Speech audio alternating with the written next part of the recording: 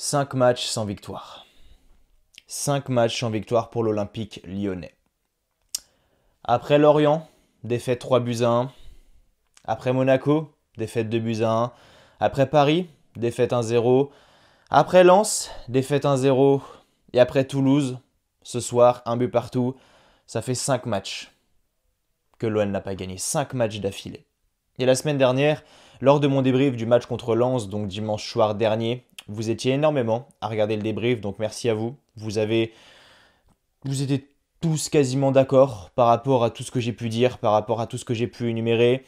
Et je vais pas dire que j'étais dégoûté, mais j'étais déçu. J'étais déçu de la part de l'OL et je disais que peu importe ce que faisait l'OL vendredi soir, je m'en réjouirais pas parce que qu'on gagne contre Toulouse, bon, c'est limite normal, j'ai envie de dire. Qu'on perde, ça aurait été, je vais pas dire un scandale, mais presque. Et qu'on fasse match nul, bon, waouh, voilà. C'est dans la continuité de ce qu'on propose, de toute façon. Et qu'est-ce que l'OL a fait? Eh ben l'OL a fait un but partout. C'est dans la continuité de ce qu'on propose, depuis le début de saison, depuis plusieurs matchs. Alors en début de saison ça a été parce qu'on jouait des équipes extrêmement faibles, hein. Des équipes qui jouent le bas de tableau actuellement, hein. Ajaccio, Troyes, Angers. Ah bah là c'est sûr que c'est pas très compliqué, mais dès que le niveau s'élève un petit peu, là c'est pas la même histoire. Et j'ai vu la tête de Jean-Michel Aulas après le match. Ah là, il est pas content. Ah là, il est très très très remonté. Et là, actuellement, je fais mon débrief. Donc, je suis pas sur mon téléphone, je suis pas sur Twitter, je suis pas sur les réseaux sociaux. Je vais faire le débrief, je vais faire le montage. Ça se trouve, je vais allumer Twitter, je vais voir que Peter Bosch est viré. C'est ce qui s'était passé là, il y a pas la saison dernière, mais la saison d'avant, lorsque Rudy Garcia était parti. Bon, je faisais pas de débrief encore, mais je me souviens, j'avais pas été sur les réseaux sociaux quasiment de la soirée et je l'ai découvert assez tard. Ça, c'était lors du dernier match de la saison quand on a perdu contre Nice et qu'on a loupé la Ligue des Champions. Là, oh là, c'était vraiment, vraiment pas content. Peter Bosz, je pense qu'il a très très chaud. Là, actuellement, j'ai même du mal à voir comment il va être maintenu. Sincèrement, après la bronca également qu'il a reçue par tout le Groupama Stadium ce soir, dès que son nom a été annoncé par le speaker, tout le stade l'a sifflé, tout le stade l'a hué. C'était impressionnant à entendre. Et honnêtement, Peter Bosz a réussi à limite me faire oublier qu'il y avait un match de l'OL aujourd'hui. Parce que je ne sais pas vous, mais moi je n'avais aucune hype. Sincèrement, ce matin je me suis levé, je me suis dit ouais c'est vrai qu'on joue contre Toulouse ce soir.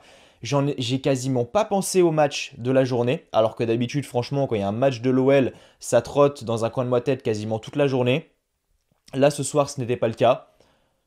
J'avais pas énormément de hype. Je sais pas vous, mais moi j'en avais pas énormément. Et aujourd'hui Peter Bosz, c'est très très chaud pour lui, sincèrement. Encore une fois, il aligne un 4-4-2 ce soir. Enfin, encore une fois, non, mais il aligne un 4-4-2 ce soir. Mais moi, c'est pas le dispositif qui me choque, c'est plutôt le choix des hommes, encore une fois. Et c'est ça qui me fait rire, c'est quand il dit qu'il fonctionne au mérite, bah c'est pas vrai. C'est totalement faux. S'il fonctionnait vraiment au mérite, Diomandé aurait été en défense centrale ce soir avec Loukeba et Thiago Mendes n'aurait pas foulé la pelouse du groupe Ama Stadium s'il disait qu'il fonctionnait au mérite. Eh ouais, elle est là la vérité. Elle est là la vérité parce que Thiago Mendes depuis le début de la saison c'est extrêmement compliqué pour ne pas dire catastrophique. Son match contre Lorient, contre Paris, il a fait un match solide mais c'est son seul match de référence depuis le début de la saison. Diomandé, il est de retour contre Lens, il nous fait un match de patron. Peter Bosz ne l'aligne pas ce soir mais il dit oui non mais vous inquiétez pas, moi je fonctionne au mérite, si t'es bon tu vas jouer, si t'es pas bon tu joues pas. Bah, excuse-moi mais si tu mets pas Diomandé ce soir, là, je suis désolé, je comprends pas. Je sais pas, hein, mais j'ai l'impression que les joueurs ont lâché Bosch. J'ai l'impression que les joueurs ont lâché Bosch. La semaine dernière, match contre Lens, on a les interviews d'après-match où on a Maxence Cacré et Anthony Lopez qui arrivent au micro d'Amazon Prime et qui disent oh là là, on a fait un match dégueulasse, on a fait un non-match, on joue à l'Olympique Lyonnais, on se doit pas de produire une prestation comme ça. Et on a Peter Bosz qui arrive genre 10 minutes après au micro. Ah si si, les joueurs ils ont bien travaillé, ils ont tout donné ce soir. Le mec d'Amazon il dit non mais coach, là j'ai eu Maxence Cacré et Anthony Lopez juste avant, c'est pas du tout ce qu'ils étaient en train de dire. Peter Bosz dit bah ils ont dit quoi? Il dit bah voilà que c'était médiocre, qu'il y avait aucun jeu, aucun fond de jeu, que c'était pas une prestation digne de l'OL. Et Peter Bosz il a regardé, donc c'est David Astorga pour ceux qui connaissent, et il dit ah ouais ils ont vraiment dit ça? Ils ont vraiment dit ça. Enfin, j'ai l'impression qu'il y a un fossé entre ce que voit Bosch, ce que produisent les joueurs et ce que voient les joueurs. En fait, c'est hallucinant. Pourtant, le match avait bien commencé. Sincèrement, le match avait bien commencé. On marque Au bout de 2 minutes, c'est Tété qui ouvre le score. Suite à une belle action collective, j'ai beaucoup aimé. Alors le duo Dembélé-Lacazette, il est souvent critiqué, mais ce soir, franchement, il a fait le taf. Il a fait le taf dès le début du match, deuxième minute, effectivement, avec Lacazette qui décroche, comme d'habitude, très bas sur le terrain pour libérer l'espace à Moussa Dembélé. Lacazette qui récupère le ballon, du coup il décroche, il récupère le ballon, il la donne à Moussa Dembélé dos au jeu en tant que point d'appui qui la remet à Alexandre Lacazette. Alexandre Lacazette face au jeu qui écarte et qui lance Tété. Tété se retrouve tout seul face à Maxime Dupé. Il frappe, ça fait but, ça fait 1-0 au bout de 2 minutes de jeu. Et je me suis dit, bon, est-ce qu'on va avoir un bon match de l'OL ou pas ce soir? Parce que quand ça commence comme ça, généralement, c'est plutôt bon signe. Et au final, je peux vous dire que j'ai vite déjanté. Hein. Oh là là, qu'est-ce que c'était pauvre! Qu'est-ce que c'était pauvre! Je me suis rarement autant ennuyé devant un match de l'OL, je pense, alors que ça fait très longtemps que je supporte ce club. Mais waouh! Il n'y avait aucun fond de jeu, aucune intensité.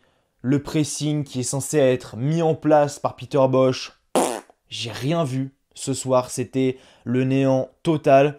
Il y a Toko Ekambi qui a fait une action assez sympa une fois dans le match. C'est pour ça que je tiens à le souligner parce que Toko Ekambi, encore une fois, c'est pareil. Hein, le mec te ralentit le jeu, mais comme pas possible. Alors, Dembélé, Lacazette, Tété, on peut leur trouver tous les défauts du monde, ce que vous voulez. Mais au moins, eux, dès qu'ils récupèrent le ballon, boum, ils se projettent très vite vers l'avant, très vite vers le but pour créer du danger sur le but adverse.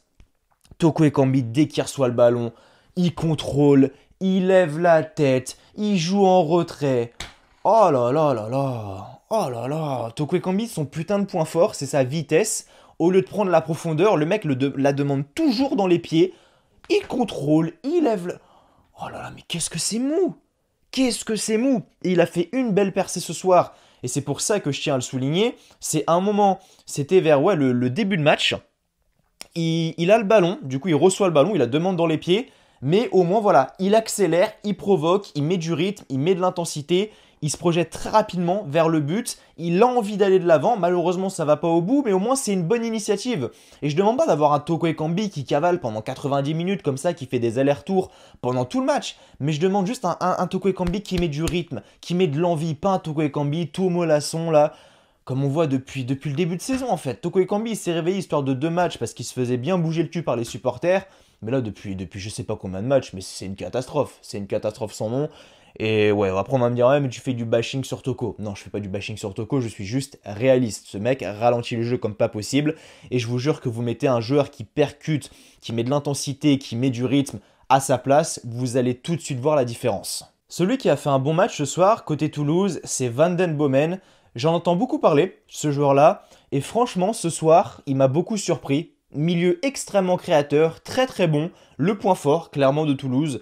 Supporter toulousain, si vous me regardez, j'espère que vous allez le garder ce jour-là parce que il vient décrocher entre les lignes, il dribble, il sert ses partenaires dans le bon tempo, il crée les décalages quand il le faut. Franchement, très très très bon joueur. Et si vous l'enlevez, et on l'a vu en deuxième période hein, lorsqu'il est sorti, c'était pas pareil, c'était moins fluide. Alors Toulouse continuait à se créer des occasions. Je sais même pas s'il était sorti d'ailleurs lorsque Toulouse marque le but. Non, je pense pas qu'il était sorti encore. Mais bref, c'était beaucoup moins fluide. Et Van Den Bomen, franchement, très très très bon joueur. Milieu créatif, donc j'ai beaucoup aimé ce joueur. Donc côté Toulouse, estimez-vous heureux d'avoir un joueur comme ça. C'est pas péjoratif et pour vous rabaisser hein, quand je vous dis estimez-vous heureux. C'est juste que voilà, gardez-le et c'est un très bon joueur et je suis très content pour vous que vous ayez un joueur comme ça. On continue sur Toulouse. Toulouse qui égalise en deuxième période et au vu de leur match, c'est loin d'être immérité. Franchement, le nul arrange tout le monde ce soir, j'ai l'impression. Parce que Toulouse ont tout donné pour accrocher ce match nul après s'être pris un but très rapidement au sein de la partie. Et l'OL n'a rien montré de fou pour aller accrocher la victoire. Donc ce 1-1 finalement reflète bien la physionomie du match. Et Toulouse marque. C'est une erreur de l'OL. Oh, encore une fois, bizarre. C'est un 6 mètres d'Anthony Lopez qui est joué rapidement, qui est joué court pour Thiago Mendes. Thiago Mendes reçoit le ballon, il lève la tête, il est très rapidement mis sous pression. Toulouse joue avec un bloc assez haut et ça a payé à ce moment-là et c'est pour ça que je tiens à les féliciter. Il récupère le ballon, contre-attaque rapide, on a le ballon qui se retrouve au 18 mètres, là il y a une espèce de cafouillage. Malo Gusto il vient te découper à Bouklal, mais heureusement le Toulousain arrive à la transmettre à son partenaire, donc j'ai pas son nom, c'est Ratao. Donc il s'écroule à Bouklal. Ratao récupère le ballon, il se retrouve tout seul face à Anthony Lopez. Il frappe, il marque, ça fait un but partout. J'ai envie de dire que je m'y attendais. En vrai, j'étais même pas surpris. J'étais même pas dégoûté, j'étais même pas surpris parce que je m'y attendais. L'OL ne proposait rien. Toulouse continuait. Ils avaient envie d'accrocher ce match nul. Et ils y sont parvenus. Donc il n'y a rien à dire à part bravo Toulouse, tout simplement. Assez déçu du match d'Alexandre Lacazette ce soir. Beaucoup de déchets, beaucoup de mauvaises décisions. Je prends l'exemple du corner, notamment. Corner en première période, qui est frappé. Le ballon n'est même pas rentré sur le terrain. Ça fait 6 mètres pour Toulouse. On a en deuxième période une passe complètement ratée, c'est-à-dire qu'il est tout seul au 18 mètres. Il fait une passe complètement ratée, hyper forte pour Tété. Ça part directement en 6 mètres. À un moment, on a Tété qui centre. Il se retrouve tout seul entre les 6 mètres et le point de pénalty. Il peut la mettre au fond, mais il fait une tête toute molle, là, toute mollassonne. Ça revient sur Moussa Dembélé, alors que je suis même pas sûr que c'est ce qu'il veuille faire à la base. Bref, j'ai été extrêmement déçu. Beaucoup de déchets, beaucoup de mauvaises décisions de la part d'Alexandre Lacazette. Alexandre Lacazette, il avait démarré fort en début de saison. Et là, il y a deux choses. La première, c'est soit qu'il arrivait à performer parce qu'on a affronté des équipes assez faibles en début de championnat, Ajaccio, Troyes, Angers, ou alors, deuxième option, c'est parce qu'il a plongé mentalement et il s'est dit mais qu'est-ce que je fous là? Qu'est-ce que je fous là? Pourquoi je suis revenu? Pourquoi je suis venu me mettre dans ce bourbier pas possible? Honnêtement, je pense que c'est soit l'un soit l'autre. Pour Alexandre Lacazette, et c'est triste de le voir comme ça en manque de confiance, en manque de réussite. Malheureusement, j'ai l'impression que tout va mal à l'OL. Franchement, comme je le disais lors de mon débrief du match entre Lyon et Lens, on pouvait s'attendre à une saison magnifique, le retour des anciens, Lacazette, Tolisso, un mercato ambitieux au départ, des ambitions assez élevées qui étaient énoncées de la part de Jean-Michel Aulas et finalement rien du tout. On est 7ème, 8ème, complètement largué des gens, on a 50 points du podium, laisse tomber, c'est fini. Bref, point positif ce soir, c'est Jeffrey Adelaide. Et je tiens à le mentionner là quelques instants, c'est Jeffrey Adelaide qui pour moi a fait une belle entrée. Sincèrement, j'ai été très satisfait de son entrée. Il a pris beaucoup de risques, il a frappé de loin. Et il y avait une stat qui est sortie. Est-ce que tu étais à marquer dans la surface de réparation ce soir? Il me semble que oui. Il me semble que oui. Et il y a une stat qui était énoncée par Amazon Prime Vidéo tout à l'heure. C'est que depuis le début de la saison, l'OL n'a marqué aucun but en dehors de la surface. C'est inquiétant quand même. Et là, ce soir, Tété, s'il marque dans la surface, je crois qu'il marque dans la surface, bah l'OL, depuis le début de la saison, a marqué 0 but en dehors de la surface. C'est fou quand même. Et Jeff Renadelaide a pris des risques. Lui, il a frappé à l'extérieur de la surface. Ça n'a pas payé, mais au moins ça crée du danger, ça met de la pression sur le gardien adverse. Au moins, il a essayé. On ne peut pas lui reprocher ça. Donc voilà, j'ai bien aimé l'entrée de Jeff Renadelaide. Mais voilà, encore une fois, très déçu de mon Noël et ce match se clôture sur le score de 1 but partout. Et j'ai à peu près fait le tour. Et pour vous dire la vérité, j'ai même plus envie d'en parler. Voilà les amis, c'était tout pour ce débrief du match entre l'Olympique Lyonnais et le TFC. J'espère qu'il vous aura plu. Je suis désolé si en ce moment je fais des débriefs un petit peu en mode dépressif quand je parle de l'OL. Mais en même temps, quand tu es amoureux de ce putain de club et que tu le vois dans une situation comme ça, il y a de quoi se rendre malade. Avant de partir, n'oubliez pas de lâcher un petit like, un petit pouce bleu si la vidéo vous a plu. N'oubliez pas également de vous abonner à la chaîne si vous avez aimé ce que vous avez vu. Nous on se retrouve bien très prochainement pour de nouvelles vidéos. D'ici là, prenez soin de vous.